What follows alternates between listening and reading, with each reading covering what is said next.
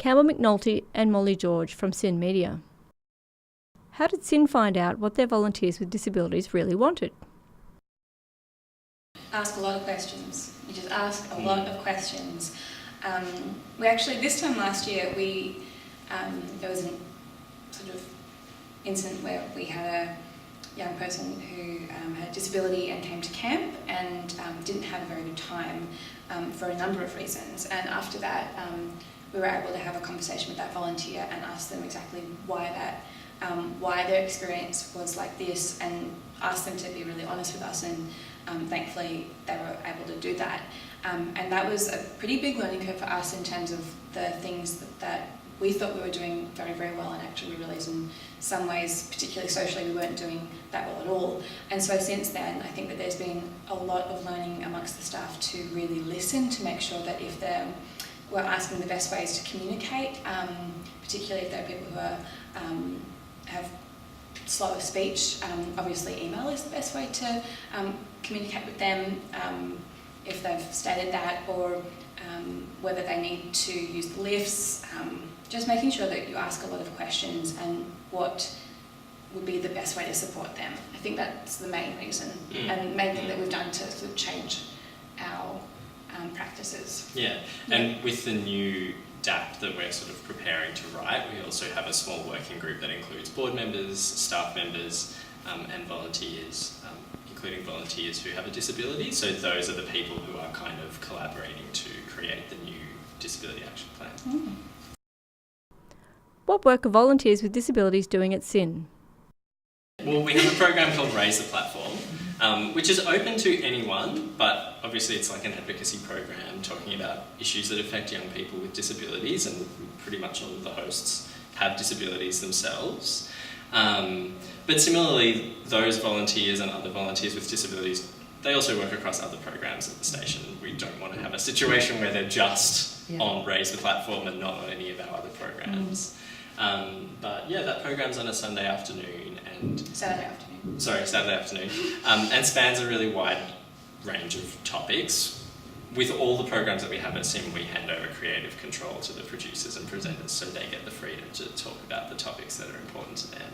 Yeah, and with our program for our producers, they're all young volunteers, but they go through what we have as a leadership program. So the producer of Raise the Platform for 2019 is Stella Barton, and she's going through the program with a scholarship as well, so we can work out better ways to give the resources to give her that extra support that she needs. She's not the only person that's going through the program on a scholarship, but she has qualified for that, and so we're making sure that we spend extra staff time and resources to help support her through that as well. We asked Molly and Campbell what they thought SYN had done well. I think SYN does change quite quickly, like Molly said. So when a good idea comes up to us, we're often able to put it through quite quickly. So if a volunteer comes and says to us, we'd like it if this was different, or it would be easier for me if this was a certain way, we're usually pretty good at acting on that quite quickly. So I have sort of a recent experience of someone who wasn't necessarily having the best time within their show. Earlier this year, and they're someone who uses a wheelchair and also has slower speech, so quite often they were having trouble being heard on air and were finding it very, very frustrating. And so that person emailed me, and instead of sort of looking at that and being like, oh, that really sucks, and sort of letting it go to the side, we really made sure that we focused on the problem. We talked to the producer, we talked to the team. We, as best we could, made it really clear what was expected, and that person was considering not coming back to SYN and participating, and now they're a really strong participant. They're one of the leaders in our community, and I think that that was a really good moment for us, because I think it showed that we'd learnt a lot over the last year, and we were able to put that in practice, and then there was an example there that showed that someone really, really valued the time and effort and the space that we'd given them to to support them, and it paid off. I think that's probably the best thing that's happened in the last year for me. Yeah, and Molly put a lot of effort into making sure that that person's problems were addressed and that we kept them engaged in SYN, so that was a really good outcome. Yeah. Yeah. Yeah. Yeah, I also think that Raise the Platform, which has been, it's one of our flagship programs, so it's on all year round, but it started off as like a smaller project, like a seasonal kind of program, a short run of episodes, and was a volunteer-driven project that they pitched to become a flagship show that was ongoing. So, like, yeah, again, I think we should celebrate those things that are driven by the volunteers, that they actually make those things happen. Yeah. Yeah. And I suppose just to add an anecdote of, like, if other stations are looking to make changes, the best change that you can make, and it's free, is to listen and to ask questions. To not assume that you know of the experience of someone who's in a wheelchair if you're able-bodied, or of someone who's vision impaired if you aren't vision impaired, to ask them how best to support them, and give them a voice in that.